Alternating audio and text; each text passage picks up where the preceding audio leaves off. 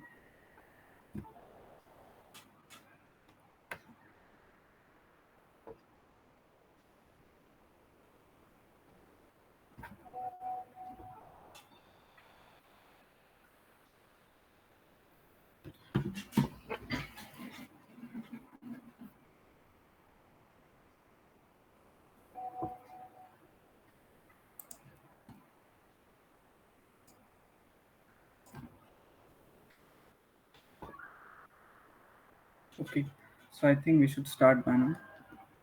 So, hello, you all. Thank you for joining to Android Study Jam session second. Those who all have joined the first session might know that we have covered the first two units of the Android track by Google. So today we are going to cover the third and fourth unit, some parts of the third and fourth unit. Can you guys see my screen? Tanad, can you can you see my screen? Yes, Syed. Okay.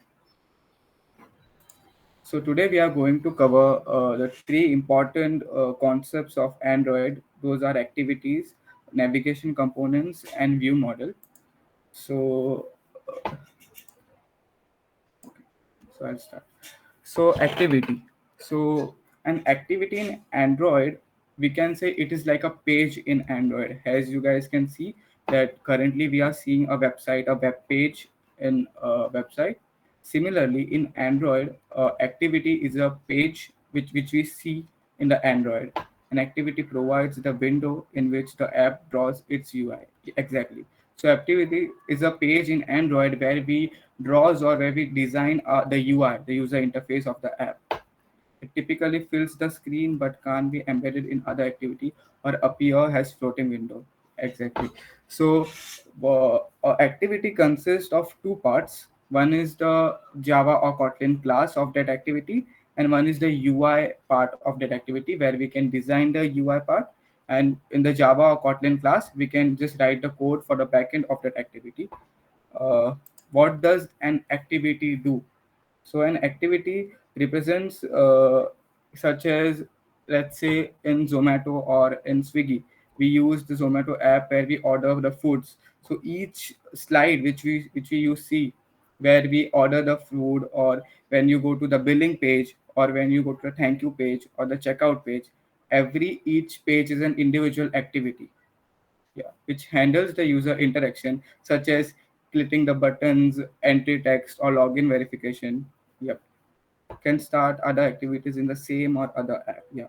So using an activity, you can start another activity as you go from one slide to another slide, and it has its own life cycle from the part the activity is created till the part is destroyed. I'll explain you the life cycle in the fifth slide. Let's go. So some examples of activities you can see here. So this is one activity where they have the individual components, like you can say fragments, where here it is a image view, even here it is an image view, even here it's an image view. These are buttons, buttons, buttons. Similarly, here they have used the map view. Here it's a whole container of different text views here, and here it's a whole big image view and a small container of three text views. So let's go to the Android Studio directly, and I'll show you the practical way how you can use activity. Yeah.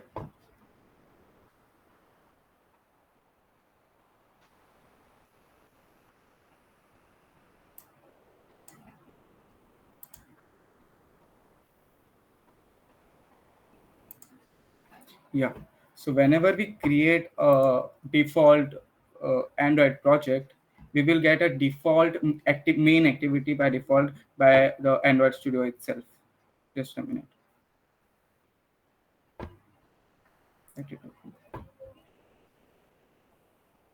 Yeah. Whenever we create a default activity, we will get a default empty activity by the Android Studio itself. And in the backend, we will just get a class activity main. That's it.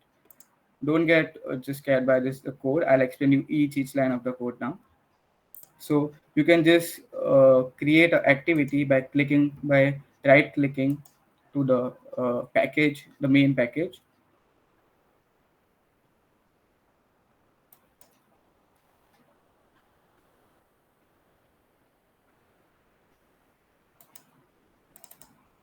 Just a minute. Yeah. So when you click when you right click the main package, you will get the options here.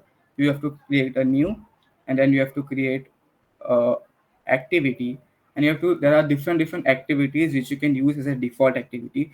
There is login activity, there is full screen activity, there is an empty activity, a basic activity. So also nowadays Android has started in TVs. So there's a TV blank activity which we use where we are designing the activity for a TV. So as a starting, we always use an empty activity. And when you will select an empty activity, then you will get a slide where you can give the name, the layout name of that, and which language you have to use, whether you have to use a Java or Kotlin. So similarly, I have here used the Kotlin. So I'll directly move towards the code here. So here you can see I have used a linear layout for the main background. Uh, I have used one edit text. So again, I'll repeat, edit text is a text where we can take our entry from the user itself. User can put a text, a string, or any characters there, anything there. And we have set its id has a details, and we have put its width as match parent. Match parent means it will match its background layout parent. So that's why you can see it's matching its background parent. And height as wrap content. Wrap content means it will just reduce the height till the data is present in that edit text. That's it. And I have given a hint as enter details.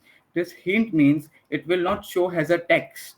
It will just show as a hint, but when you will click that, it will get erased and you can type your own this. And we have set a layout margin of 20 dp. That's why you can see here there is a margin of 20 dp and a text size of 20 sp. Similarly, I have used another linear layout here where I have put three buttons.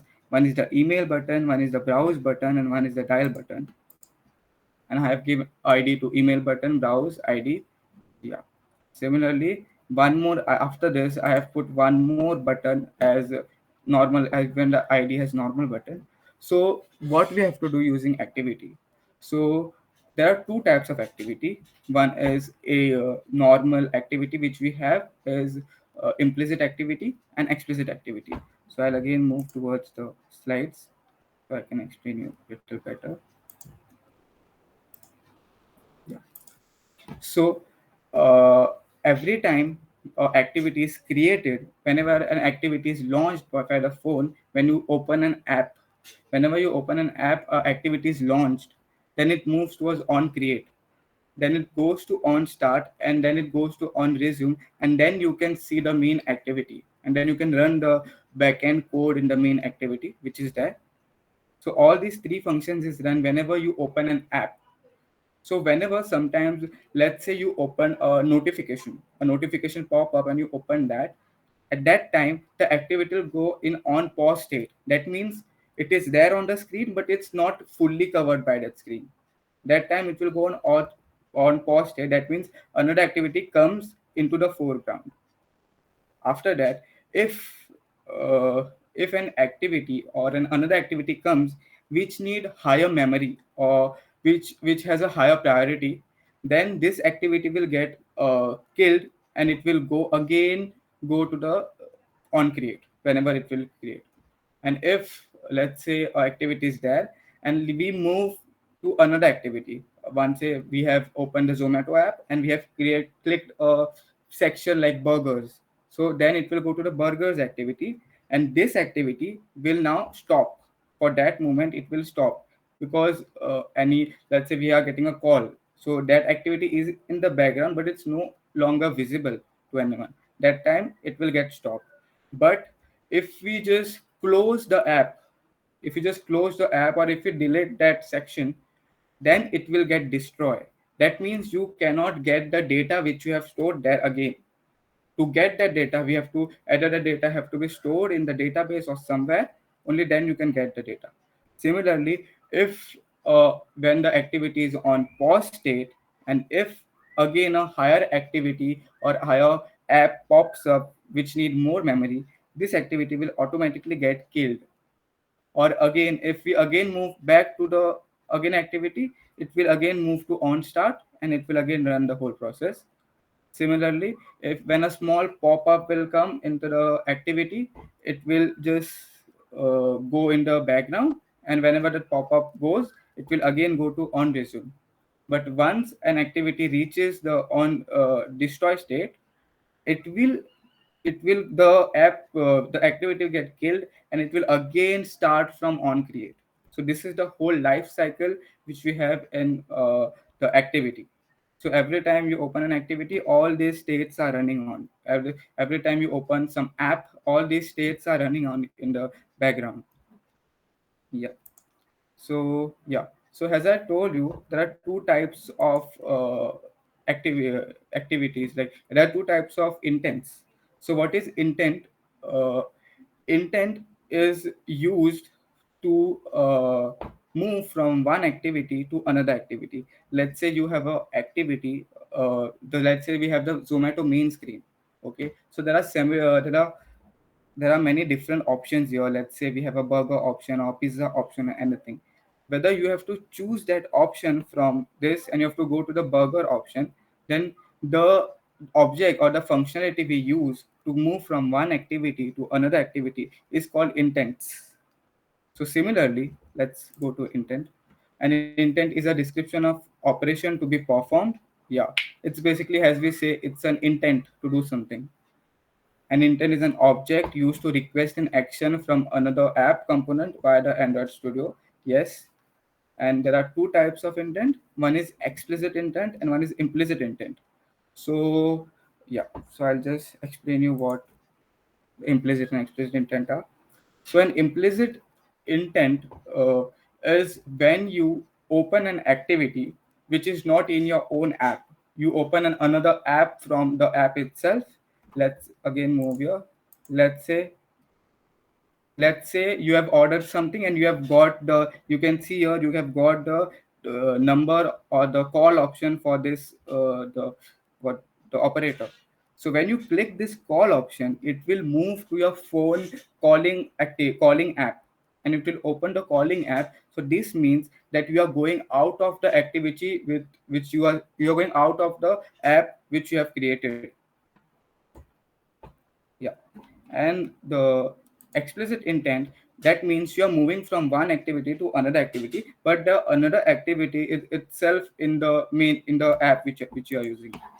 So you'll get to know that now. So let's say I want to create an app where I'm passing something here, and when I'll move something, when I'll go to next activity, that number or that string should show there. Similarly, when I click a email, the string which I'm putting here, it should go to the Gmail app and it should pop open it. Similarly, when I'm putting something here, it should go to that string and it should browse that string in the Google.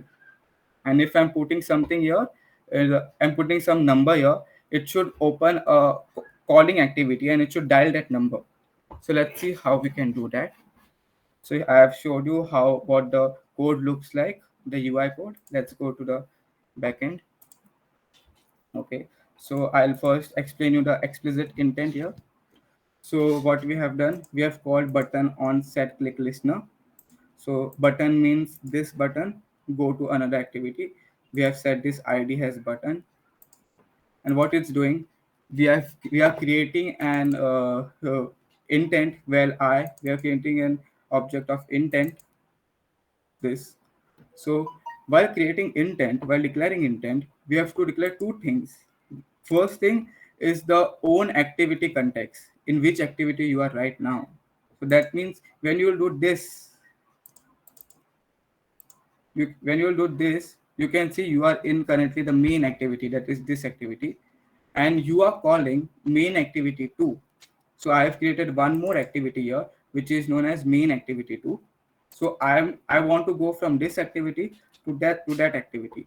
And what I'm doing, and I have created three keys here. So whenever you want to pass some data between two activities, use we use dot put extra function, which is given by intent itself. So what this means, that to each string or each object, you can pass an object inside this, you can pass a string, you can pass anything here. You have to assign it to a key, and using the similar key, you have to get that from the another activity. So here you can see I have declared the name, the last name, and the ID has key 1, key 2, key 3, and I have defined a value for that.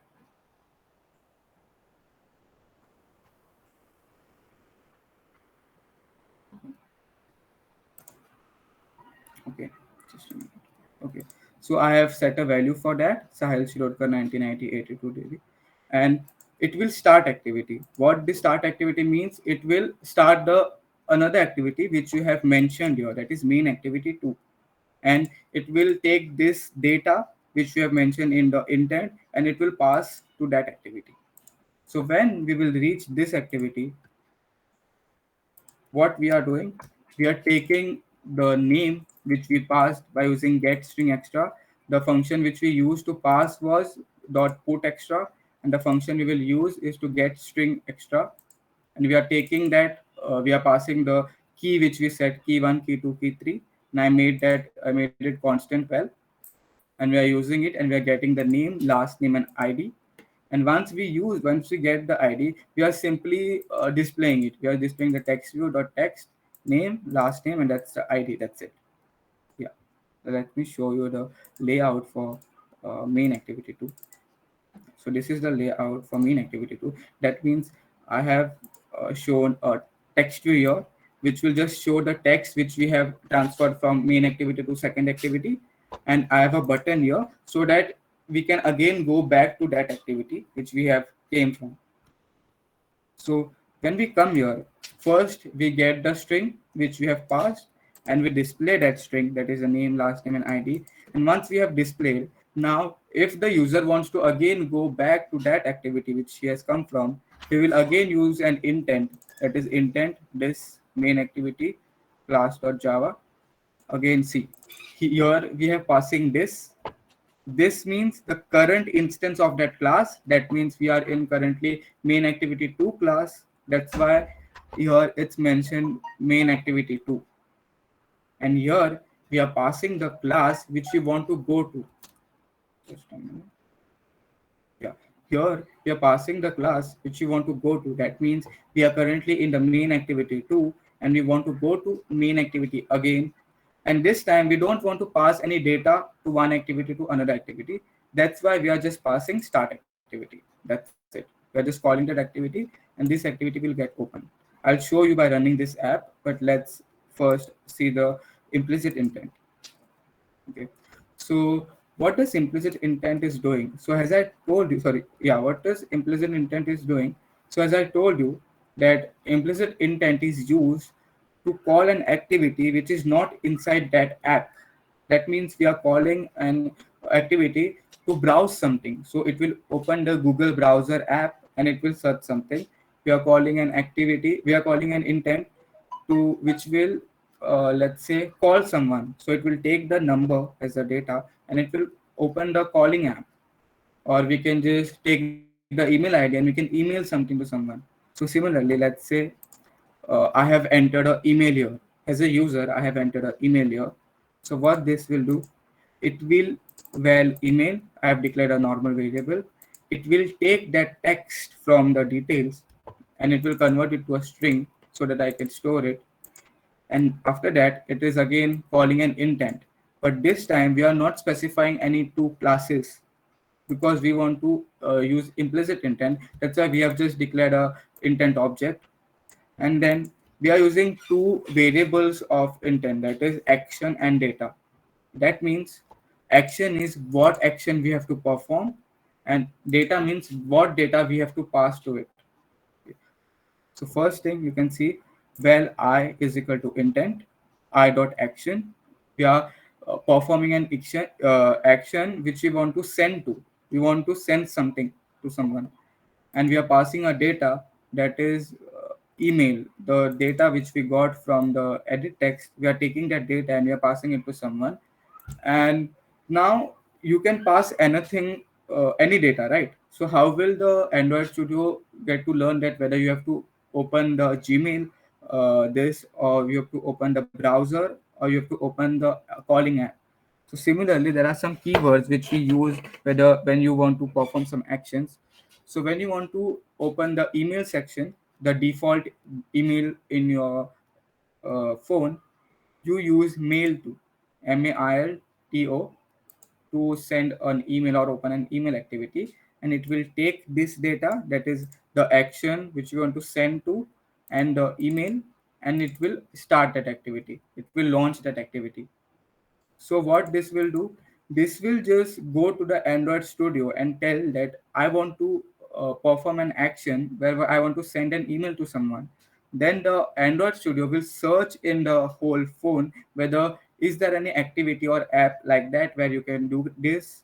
If there is an app, you can just do this, it will open the Gmail. Or if there is no any app where you can open a Gmail, the app will directly crash you. The app will directly crash because there is no uh, activity which is there in your app which you are calling to. Similarly, same thing. I'm taking an address here. I'm converting into a text or to string. I'm calling an intent object here. The data here, the action I'm here passing is I have to view, because I have to browse it. So there is an action to view it. You can read more about this action by just opening the documentation of the Android Studio, or even here you can just, if you want to know that in detail, you can just click that and see. And after that, similarly, we are passing here the address which we are using, let's say google.com, and it will open Google here, http Google, and it will start that activity. Similarly, it's taking a number, it's calling an intent, it's here the action we want to perform is dial. We want to dial something. So it is taking that action, it is taking the data which we, and here again, as I told you, here we are using mail to because you want to mail something. Here we are using HTTP because you want to browse something, and here we are using TEL because we want to call of activity which do this functionality, that it calls someone. So the phone will default, the Android system in your phone will defaultly search for app which can call someone, and it will directly open that app, start activity. So let's just run this app and see.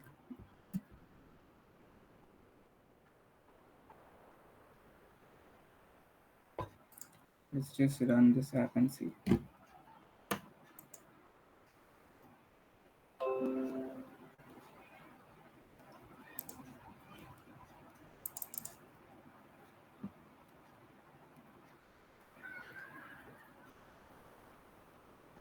Opening the browser.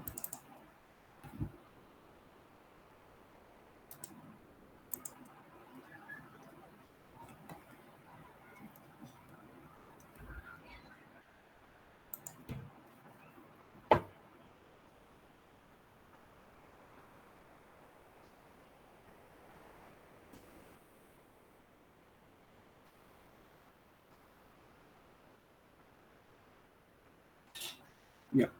So this is the app which I was talking about. So when I'm opening that, you can see this screen that is asking me to enter some detail, and it's asking there is asking to press any three buttons, the email, browse, and dial, which will perform the implicit intent. And here it's asking to press the button so it can move from one activity to another activity.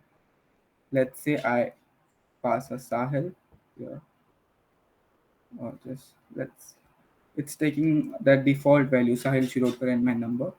So when I'll select go to another activity, it's performing explicit intent and it's going to an activity which is there in the phone, and it's showing that the data which you want to show. So I'll shortcut this, and if you want to perform back to first activity again. So like this, we interact between two activities or more than two activities whenever we want to use. So let's say now I want to dial a number. Let's say I want to dial my own number, or I want to email something. Let's say I want to email to this com email. So it will automatically call a intent, and it has opened a activity which is there in my phone, which is inside a Gmail uh, app. So inside our Gmail app, there is an activity where we compose an email. So you can see it is directly open that email here.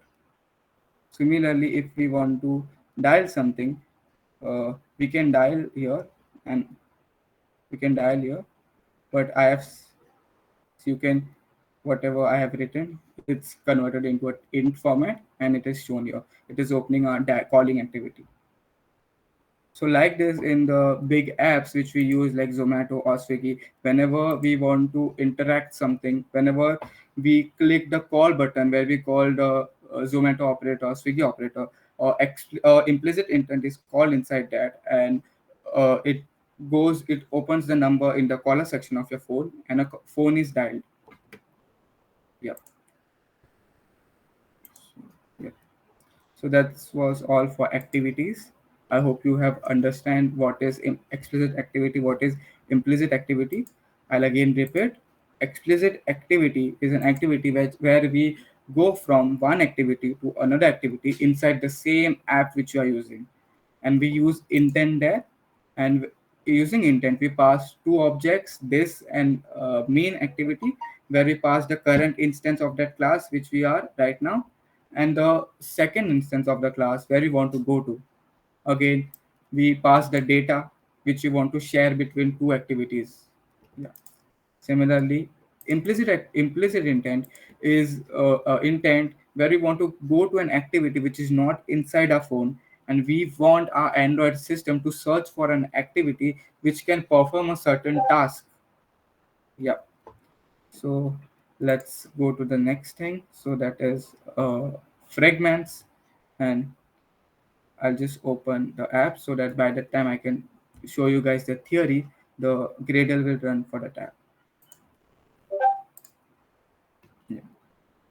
So by the time I'll show you the theory, the Gradle can run for the tab. Yeah.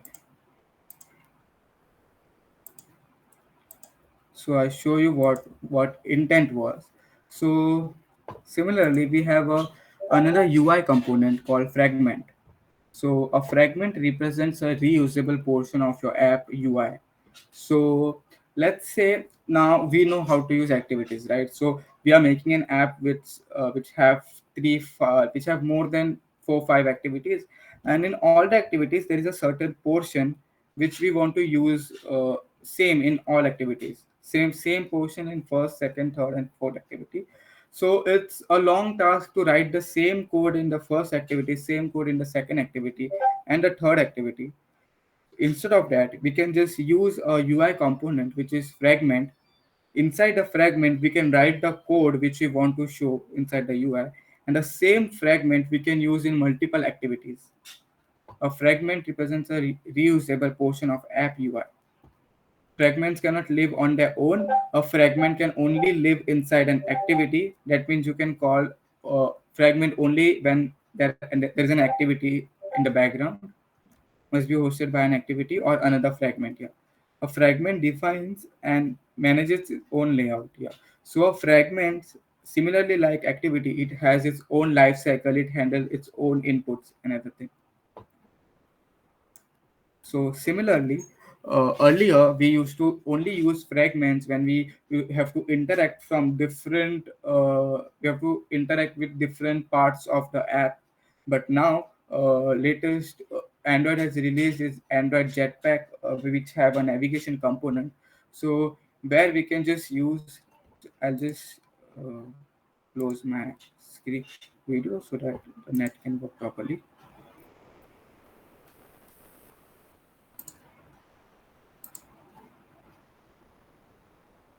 Yeah. So similarly, uh, now the Android has released its Android Jetpack component, where they have introduced navigation component, which consists of everything and which makes our process easy little bit, where we can use different types of fragments and set a flow for it. So the navigation component is a suite of libraries, tooling, guidance for in-app navigation. The components centralize all of the navigation information of your app in a navigation graph, providing a robust framework for implementing everything from simple buttons, clicks to navigation UI. Yeah. So the navigation component consists of three things. One is the navigation graph, one is the nav host container, and one is the navigation controller. So, what does navigation graph means? So, navigation graph is a XML resource which we use. I'll just directly explain you while I'm showing you the app. Yeah. So let's say earlier, like how we shifted from one activity to another activity using using intents. Here we want to shift another shift using fragments. So what happened, because an activity is a main thing in Android, and instead of activity we can use the same activity, and we can show different things using fragments. So if you want to use one activity and you want to show 10 things one after the other, we can just show the things in putting of fragments, because fragments is a type of sub activity, and it is a UI component where you can show different things and we can reuse the similar fragments. So that's why it's always preferred to use a fragment instead of a activity whenever you are dealing with a big app. So similarly here we have I've declared one main activity, and I have created two fragments. So I'll show you how to create a fragment. So just right click on the package, how we do for activity. Just go for the fragment section. And similarly, like activity, we have different fragments. We have scrolling fragments, login fragment, Google Maps fragment, which have a default Google Map layout. Then fragment list, it contains a default recycler view list, which Amit showed you in the last session. Then blank fragment. So we generally use blank fragment. And in blank fragment, let's say whenever we click a blank fragment, it opens this thing, and then we have to give the fragment name and fragment layout name for that fragment, and we have to give the which class we will use for that fragment. It can be Java or it can be Kotlin. So similarly, I have created two fragments. One is the first fragment and one is the second fragment.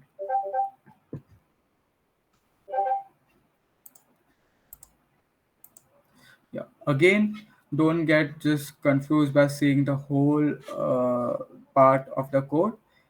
We only have to deal with only one thing, that is the on create view section. That means whenever activity or fragment is created, this function will get run. That whenever as I told you, it has a different life cycle. So whenever on create will run, this section of code will get run. Yeah. So similarly, I have created two this. One is the first fragment and one is the second fragment. Yeah. Similarly, we have only have to deal with the on create view and on only on create view. That's it. And for the layout, uh, I have set the background for this layout as a teal color, and I have only used a text view called first fragment and a second fragment. I'll just show the UI of this code. Yeah, because so now we will use navigation component and we will move from one activity to another activity. So let's see how we can do that. So first of all, we have to go to the resource manager, and in resource manager we have to click the navigation section, and we want to use click the plus section. We want to click the navigation resource file. So when you will click the navigation resource file, you will default get an option where you can give the name for that navigation file. And once giving name, navigation layout will get open in your app.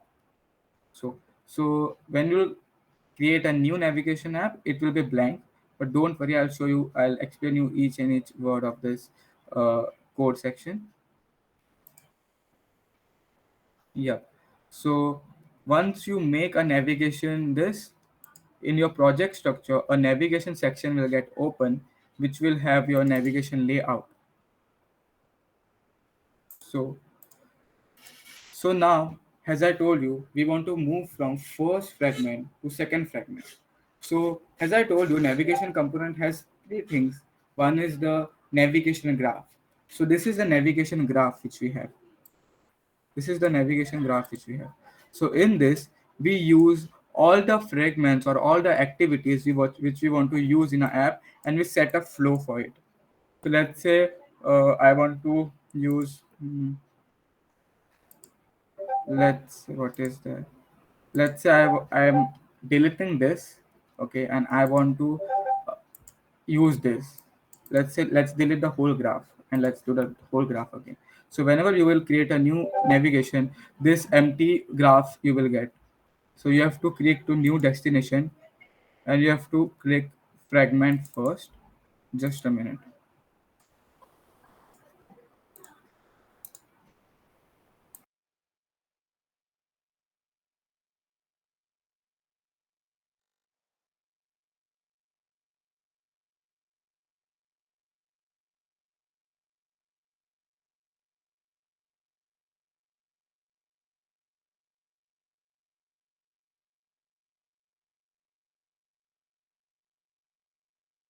Yeah, sorry for the disturbance. Yeah. So whenever we want to use different fragments, we just use a new destination, and we click that fragment, and that fragment will come inside the graph. Similarly, let's use one more fragment, second fragment. It will come inside the graph, and now you can set a flow for the whole app where you want to show that after this, in this fragment, after this functionality, I want to go to this section, or after this functionality I want to go to that fragment. So all you have to do is you have to click this fragment and show arrow here. That's it. And similarly, you have to click this section, and you have to show a arrow here. That's it. So this will set the flow for the app that you want to first click. You want to go to second fragment, and you want to come to first fragment. So let's just see the UI of the main activity. So in the main activity, again, I have made a fragment container. So when you will use this palette, you can, in common only, you will get a fragment container view. So that means there you can add a fragment, and inside a fragment, it works as a sub activity where you can add your own code, own different code, which will be there. So yeah. So let's move for the backend. Let's go to the first fragment.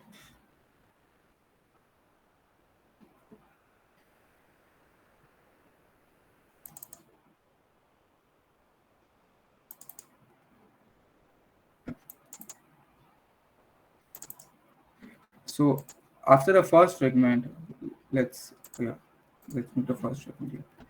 So here, this is a default code which you will get in every fragment when you will open a fragment. This is the default code which you will get. So here we are just performing uh, the action that you want to move from first fragment to second fragment. Just a minute. Let me see.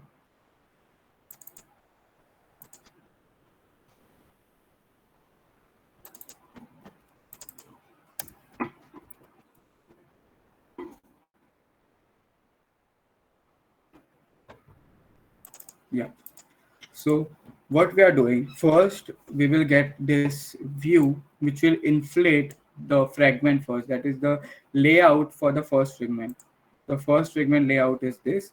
So it will inflate the layout, the UI part of the fragment with this, and we are just containing this you will get as a default code when you will create a fragment. So all we are doing here is we are clicking the view, and we are clicking dot text view 1. That means we have given a id to every view. You can see we have given a text view 1 id, and whenever you are clicking that view dot set on click listener, we will run a function. We will run a set of code whenever you are clicking that certain letters. So what will happen? So now we have a object or class called navigation, which has certain functions by which by using that you can go from one fragment or in different to another fragments just using by one line. Just by using one line of code, you can go from one fragment to another fragment. So by just calling got this, navigation dot find nav controller, it means it the nav controller is a part of a navigation component which controls all the flow functionality which we have done in the navigation graph. So we'll click the nav, we'll set that which view we are currently in. We are currently in the first this view, that is uh, fragment dot first, and now we want to navigate to another view. We will use the navigate function for it. And when you use the navigate function for it, by by just clicking r.id, you will get the actions which you want to perform. You will get the actions you want to perform. That currently there are two options here. That means you want to go from first fragment to second fragment, and the second option is from second fragment to first fragment. So here I have selected the first fragment to second fragment. Yeah. So when we will run, when we'll just click that view, it will just directly open the second fragment, and it will come here. And again here it will be showing again here we have declared a text to similarly, and the same code we are using here. That means let me just open it. Second fragment.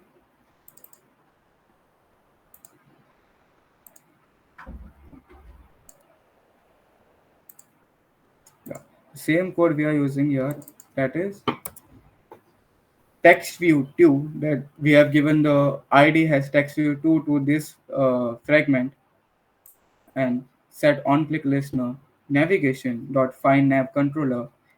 This view that we are currently in, this is a fragment second view dot navigate, that r dot id navigate dot, again you can see here now you will get similar action id dot action that you want to go from second fragment to the first fragment. Yes. So by just writing a single line of code and just doing the whole flow of app in the navigation graph, you can reduce a big work and you can reduce the code length. So that's the advantage of fragment. Otherwise, you need to just use a fragment code, and using fragment and activities, you have to go from one activity or one fragment to another fragment. That's the issue with the normal system. So let me just run this app.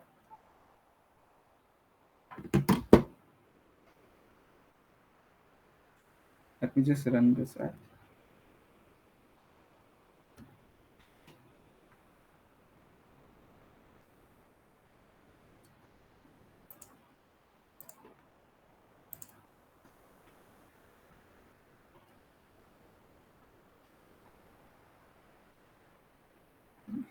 So I am running this app. So this is the first fragment which we have done, and by just clicking it, we are going to second fragment. Again, first fragment, second fragment, first fragment, second fragment. So I'll just show you an app which I made earlier using a navigation component. So I was just trying to implement the structure we have in the shopping website, the e-commerce website, e-commerce apps. That whenever you go to an app, you get a list of strings. I'll just open that app here. Hmm. Navigation, fragment navigation. Yes, this one. Just a minute. Yes.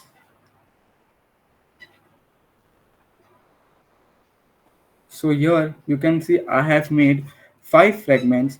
All I want to do is I want to, let's say we have a string, a list of items which are there for selling. Let's say there are different mobiles, there are different things. And by clicking an item, I'll go to the detail page of that item. And when I will click buy now, I will go to the checkout page. And after doing checkout page, I will go to the thank you page. And again, when we do the billing part, we again come to the list of items which we have. So similarly, by using navigation graph, we just open that. Yeah, you guys can see the same thing. The home where we have the list of items which we have, and when we click a single item there, we go to the detail page of that fragment. And after detail page, we go to the checkout page of that fragment where you will do the billing part. And after checkout page, you will go to a thank you page, a thank you for shopping, and again you will come to the home app. Yeah, so this was the UI I made for it. This was the detail of each item,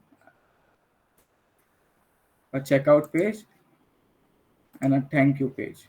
That's it. Let me just show you by running this app.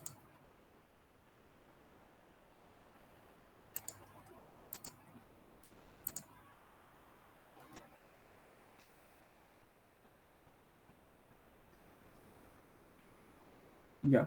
So here, the UI is not proper. I've just made it randomly. But when you will click a random list, you will get open the detail page of that list. And when you will click the buy product, you will open the checkout page for the list. And when you will click the checkout product, you will open the thank you page for the list. And when you are done shopping, it will, when you will click the continue shopping, it will again move toward the basic list of items which were there.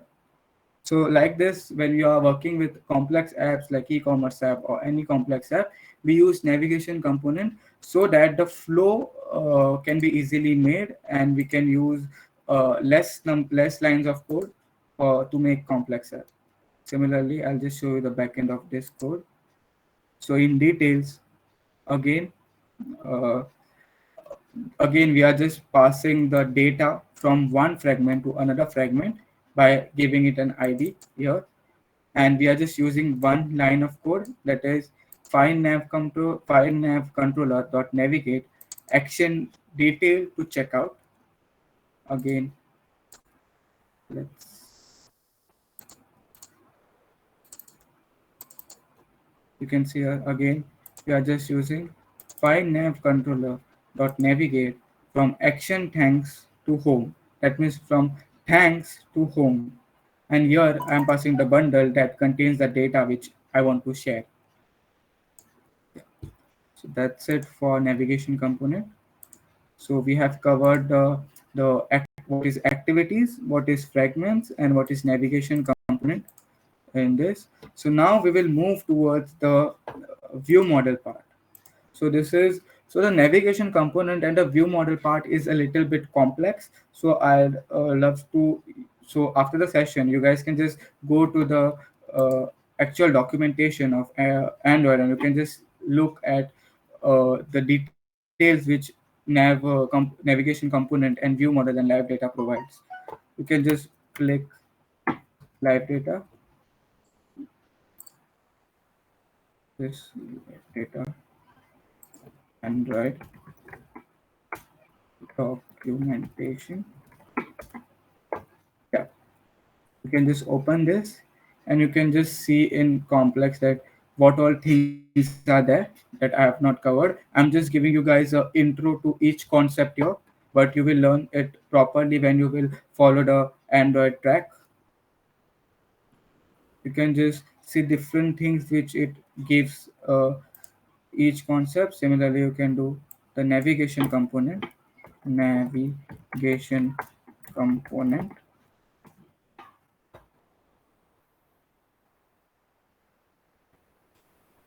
Yeah. So all the so similarly, how we have find nav controller, there are many different functions which navigation component provides. So you can just take a look, nav controller, nav host, how to create destinations. I told you that. Yeah. Let's move to the last section, view model and live data. So what is a view model? So view model is a space, or is a class which we create, which will which will act as a mediator between the repository and the UI component. Repository means the the class itself, where we store the whole data of a view model. The view model class is designed to store and manage all UI related data in a lifecycle concise way. Let me just show you. So just open the view model app. Open this one. Yes, yes.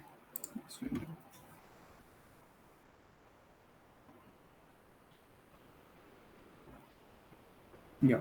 So what does view model? Let's say we are working on a complex app and we are designing.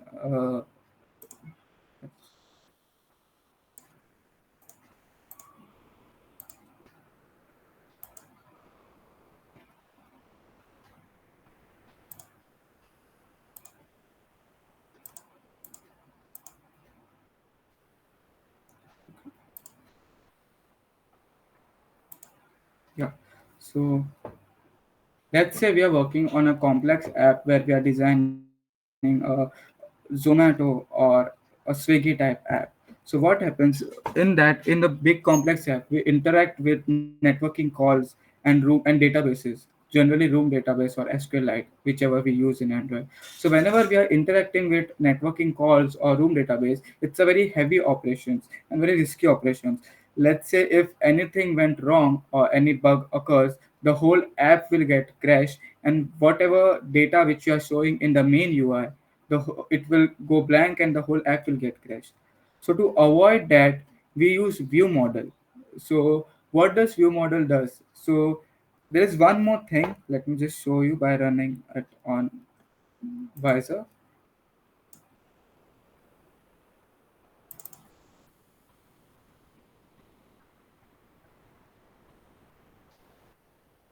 So whenever our app is in the horizontal state, the whenever we change the mobile from the horizontal to vertical view, the app starts from the app get destroyed, the activity get destroyed, and it starts from the starting when it is created. So let's say I'll just show you one app which I made, which was which didn't have the view model and live data. So this tic-tac-toe app which I made earlier, this didn't have a live data and a view model. So what used to happen play something, whenever I play something, and whenever just a minute, yeah. So just a minute. Like,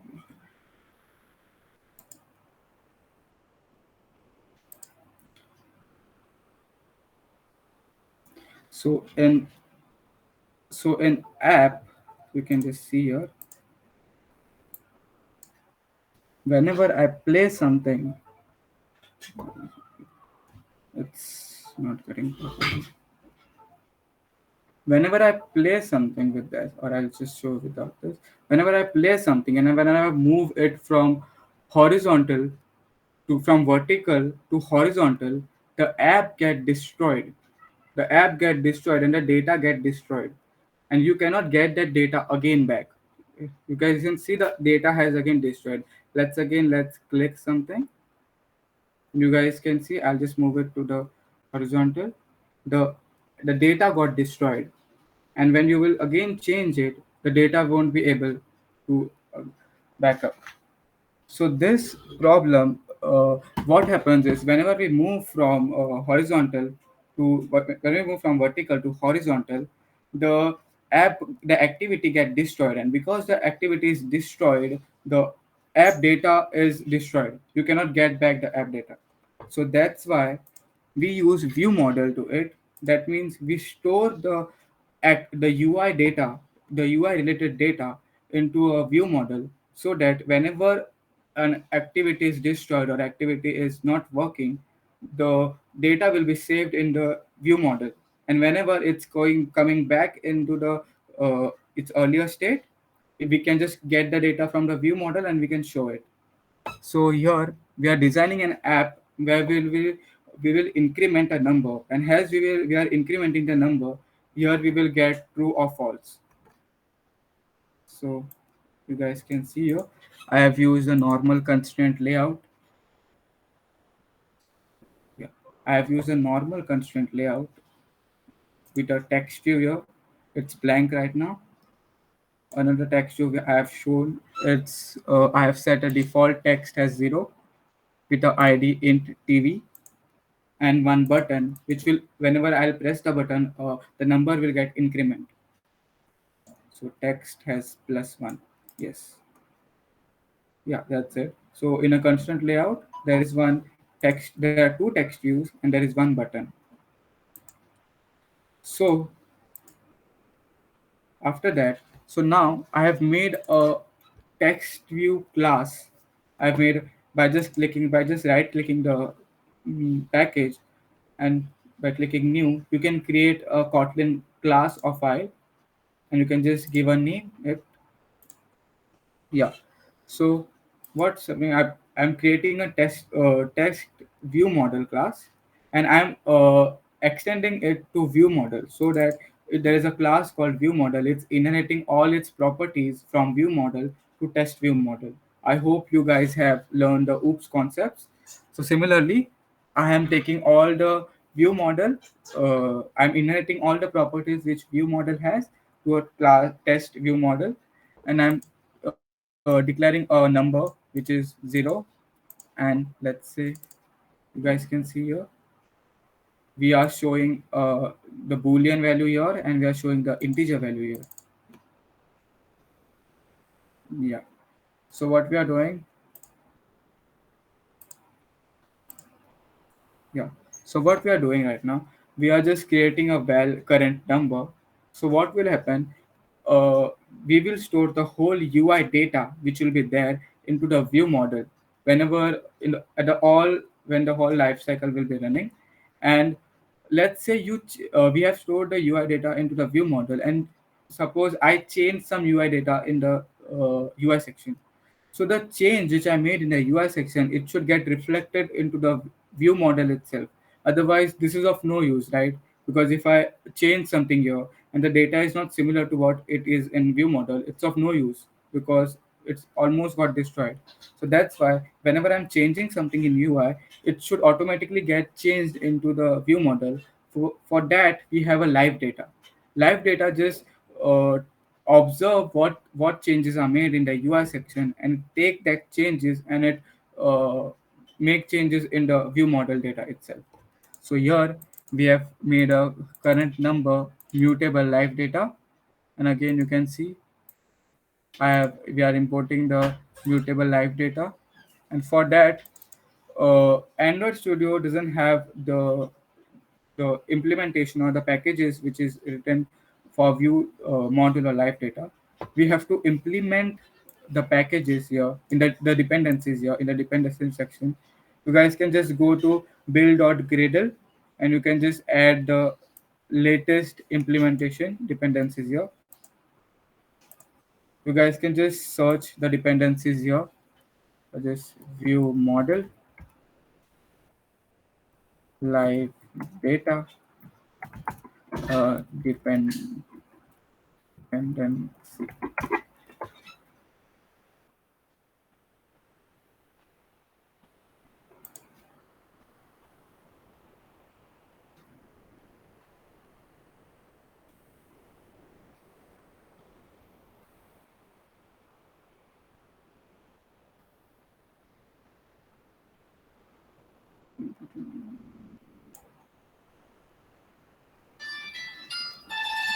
Just a minute.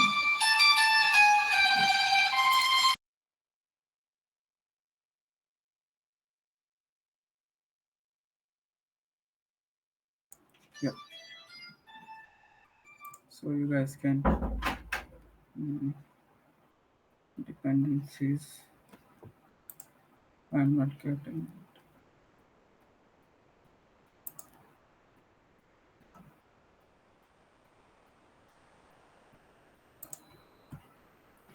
Just write view model and live data dependency Android, and you will get the latest stable dependency here. This is the, yeah. So this is the latest Kotlin dependency, that is the view model, and there are more. You can use the more advanced concepts in view model and life cycle, the live data, and you just have to copy paste this and just paste it in the dependency section. That's it. So yeah, so after doing that, we are importing the lifecycle.view model and lifecycle.mutable live data. So we are creating a variable where current number, which is again extending which is a type of mutable live data, and we are storing int value here because here we'll be storing the int section which will be there in the layout in the main UI. And yes, so again here we are storing the boolean section which will be there in the UI, well current boolean, mutable live data boolean, and again we are just declaring that. That's it. So now let's go to the main activity. So here inside the main activity we have declared a view model. Earlier we have declared a late init var view model, which is again extending text view model, which is the class which we have created. Late init var view model, test view model, and inside the class, whenever the class will get created, we are providing it to a view model provider, which will take again the reference of that class, which class you are right now, and dot get the class which you want to take the view model from, that is the text view model dot class dot java. Again, after doing this, so the operation which you will perform beside the view model and live data is whenever you will click the plus increment button, the layout will automatically get increment. So you guys can see here increment text button dot set on click listener. That what we are doing. I'll just show you the layout UI part of this.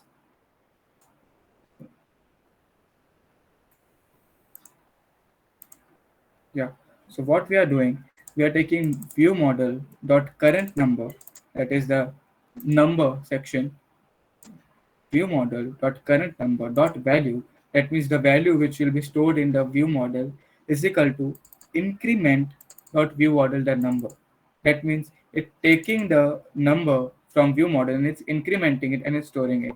You guys can see whenever the button will be clicked, button dot on click listener, whenever the button will be clicked, the view model current number dot value, that means the value in view model will be incremented.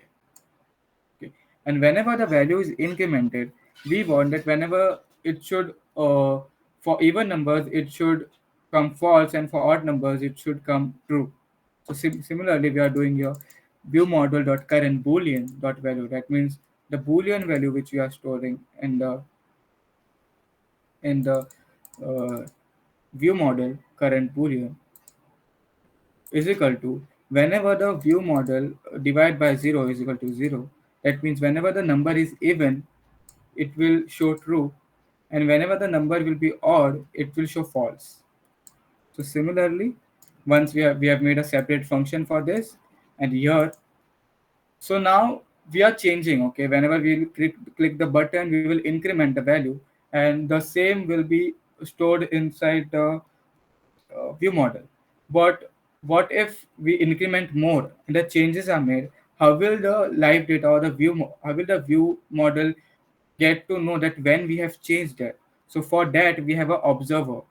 What the observer does is it does the same work what the word says. It observes the UI and it sees if any changes are made to the UI. It takes the changes and store into the view model. So currently, see here, view model dot current number dot observe. That means it observes the UI and again the current reference of the current instance class. That is the main activity we are giving to it, and the observe. That is, yeah, what we have to observe. So we are observing the int tv.text. That is the int tv. Yeah, that is the integer tv. And whatever changes are made, that is it is whatever changes will be made, it will be converted into the string and it will be stored to there inside the text. Similarly, we will observe the boolean, that is the boolean tv, that is this, and whatever changes will be made here, it will be stored into the view model. And we have just called it increment text, so that whenever the button is clicked, it should perform this function. That's it. Yeah. So let's just see by running this app.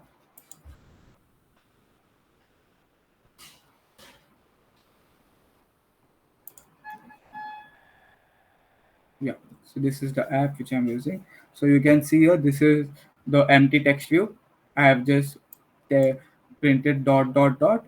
This is the text view which we are using, which has a integer, and this is the next button which we are using, which will increment the integer. So let's say I click the button. So you can see now the number is an odd number. That's why false is coming. And now the number is even number. That's why the true is coming. Similarly. So, but what if I change the orientation of the mobile? Let's see. Let's see if the data get destroyed or not. That's the main aim of us while we are using the this view model. So you guys can see here, I'm changing this, but I'm changing the orientation of this, and still it has not changed. It is still at 8, and it is the 9, 10, 11. You can again change the orientation of this, and again when I'm changing, you can guys can see it has still not changed. That means the data is getting stored into the view model, and whenever the app is getting destroyed, we are calling the view model, and whatever data was stored into the view model, we are taking that data and we are showing into the user, the app. Yes. So that's the main aim of view model and live data. Again, when we interact with the database or we are doing any networking calls, at that time, what happened that due to some bugs in the networking call, or let's say we call a API where we want some data and that data we are not getting. So if we call it in the main activity, the main screen, if we didn't get data which we are expecting, the main screen get crashed and the whole app get crashed. So that's why we always separate the UI data with the rest data, so that whatever thing went wrong in the networking calls or with the room database or database interactions, the UI should not get be affected by it. So that's why we store all the data, and the view model manage and stores all the UI data. That's it. I'll share the whole all the three apps link, GitHub link into the DSC group. You guys can just see that.